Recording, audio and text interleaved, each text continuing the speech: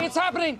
Everybody stay calm. What's the procedure, everyone? What's the procedure? Stay calm! For the first time since 2021, the Chicago Bulls have participated in a trade, and oh boy, was it a big one. The Thunder move on from Josh Giddey, sending him to the Windy City, and in exchange, OKC adds an elite two-way guard in Alex Caruso to bolster the roster that finished with the 1 seed in the Western Conference last season. But what exactly does Caruso bring to the table? Standing at 6'5" and 186 pounds, the Thunder will add one of the best perimeter defenders in the entire NBA alongside the already elite tandem they bring back from last year in Lou Dort and Cason Wallace. He also joins and helps grow the OKC stock market. I made a video about this earlier this season. The Thunder, after being third in the entire league in total steals and fourth in steals per game last season, add another elite defender and turnover generating machine. As I mentioned in the past OKC stock market video, the Thunder have found ways to sort of counter and balance out their rebounding deficiencies by forcing a lot of turnovers and blocking shots to create extra possessions for a high-powered Oklahoma City offense that ended the regular season tied with the Denver Nuggets for the second best offensive rating in the NBA. Caruso is a ball hawk defensively who pesters ball handlers and can get into their dribble if they aren't careful or get too comfortable dribbling too close to him. And like we saw this season with Lou Dort, Shai Gilgeous-Alexander, Jalen Williams aka jdub, Cason Wallace, and others, Caruso will be able to be even more aggressive in how he defends, with Chet Holmgren protecting the rim behind him, and a variety of switchy, multi-tooled defenders who Caruso can funnel his man towards and help if needed. Caruso can also contribute to the already established OKC stock market as well as a shot blocker, even as a guard. Last season, Caruso was one of 2 guards in the top 50 of blocks per game in the NBA, and even averaged more blocks last year than Shai Gilgeous-Alexander, who has made a name for himself as an elite shot blocker among guards. When you put it all together, the Thunder will now be able to put 3 of the top 13 players in terms of stocks per game on the floor at the same time, with Chet at 3rd in the league at 2.99 stocks, Shai with 2.91, and Caruso at 2.63. The rich truly keep on getting richer in this aspect as OKC tracks to tighten their grip and extend their lead in the stock battle after leading the league in both steals per game and blocks per game last season.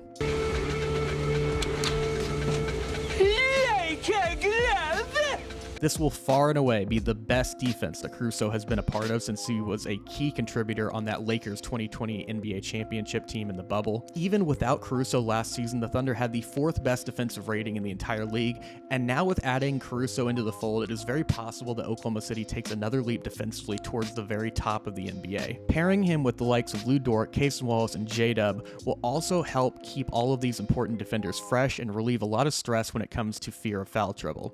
The guys will be able to be more aggressive due to this and really maximize their minutes playing as hard as possible, since you can really rotate these guys in throughout the game to wear down the other team's star guards and wings. Switching sides, Caruso's addition will also give another boost to the Thunder's offense. It is no secret that the Thunder had severe spacing issues many times throughout the playoffs this season, and Caruso will absolutely help in that category. As a career 38% shooter from 3 and coming off a season shooting 41% from deep, Caruso is a guy that defenses have to give attention to and stay attached to. It is also incredibly encouraging to look at him just as a shooter based off the volume of threes he took last year at just under 5 a game. So he isn't a guy who's just shooting a low number of attempts and only attempting the open ones. He's not afraid to let it fly and keep opposing defenses on their toes. He is also capable of making the occasional pull-up 3 off the dribble, but for the most part, he's a catch-and-shoot 3-point shooter with 39.7% of his threes being attempted in under 2 seconds after the ball hits his hands, and making them at a 38.9% clip. Playing with the likes of Shai Gilgeous-Alexander, who is towards the top of the league in forcing and drawing double teams, jdub slashing to the rim, and the matchup nightmare that is Chet Holmgren for many opposing centers to defend, Alex Caruso is going to have a nice share of open threes next season. These are shots in which he is very capable of drilling on a consistent basis after making roughly 38% of his threes when opponents are 4 feet or more away from him when launching from deep last season. But it's not just threes offensively for Caruso either. He fits right in with the likes of jdub and Aaron Wiggins as extremely smart and dynamic off-ball cutters. On a team with as much firepower as the Thunder will have next season, I'm sure that a few teams will try to hide their weakest defender on Caruso, but due to his incredible feel, he's going to be able to attack gaps in a defense quickly and slice his way to the basket on a cut before his man even knows what happens. As mentioned with Shai and the other offensive focal points, they're going to get doubled and trapped a lot, so Not only being able to space the floor, but also punish defenses on cuts will absolutely end up putting a lot of good defenses in a bind. Being the cutter that he is, it's going to lead to a nice number of rim attempts and shots closer to the basket. This is an aspect that, although he has improved on, Lu Dort still struggles to be super efficient with. Last season on shots 5 feet or closer to the basket, Lu shot 56.4% compared to Caruso on the same scale shot 62.2% when he was 5 feet or closer to the rim. Caruso can be an incredibly explosive athlete on these drives where he finishes strong around the hoop, or if needed will absolutely put the hammer down at the rim when shot blockers are roaming. For those who aren't aware, Alex Caruso's pro career actually started in OKC as he was a member of the Oklahoma City Blue during the 2016-17 season. And do you know who was his coach during his Blue stint? None other than Mark Daigneault. So in a lot of ways, this is a really cool full circle moment as the two will reunite with the Thunder in this upcoming season.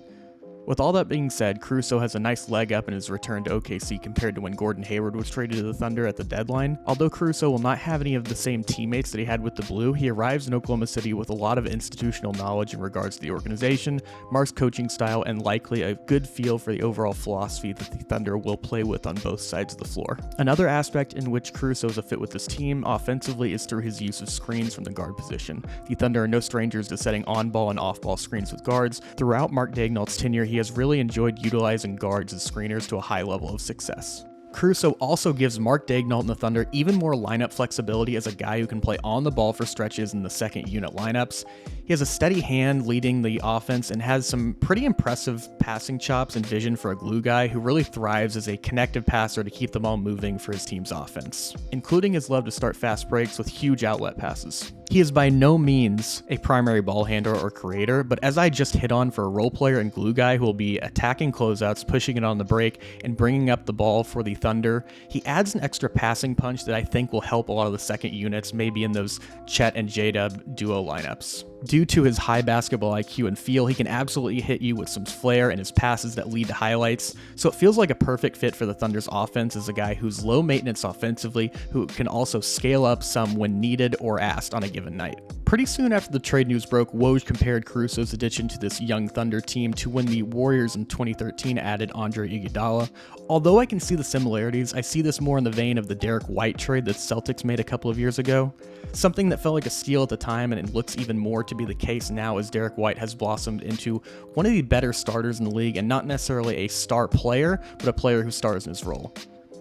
Caruso is similar in those instances, and like White, can do all of that while not taking anything off the table offensively, being a team-first player and amplifying the Thunder's core of budding stars with Shai Gilgeous-Alexander, Jalen Williams, and Chet Holmgren yet to scratch the surface of their ceilings. As for his role as a starter or off the bench for OKC next season, I'm not sure yet, and I wouldn't be shocked with how fresh the ink is on this deal if the Thunder brass hasn't made a formal decision on it either. Starting him would obviously add to the spacing and defensive chops of this team, but it compounds some of the same size and rebounding issues the OKC Thunder had last season. Josh Giddey was a really important piece as a rebounder, even if the team's glass stats were not fantastic. Just having Giddey a lot of times was a positive on the board just due to his extra size that Caruso lacks. And then if you are of the opinion that the Thunder are not going to start him and are still pursuing their four of the future this summer, you put another really high impact player on your bench and into your second unit lineups. But at the same time, it could create sort of a logjam with Caruso, Kaysen, Wiggins, and Joe all being important parts of the rotation and team who occupy similar spaces. But what do you think, Thunder fans? How would you grade this trade? What do you think it means for OKC next season? Will we see Caruso more as a starter or coming off the bench next year? Let me know down in the comment section below, and if you enjoyed what you heard and saw in this video, please drop a like and subscribe for more great Oklahoma City Thunder basketball content. Until next time, thanks for watching.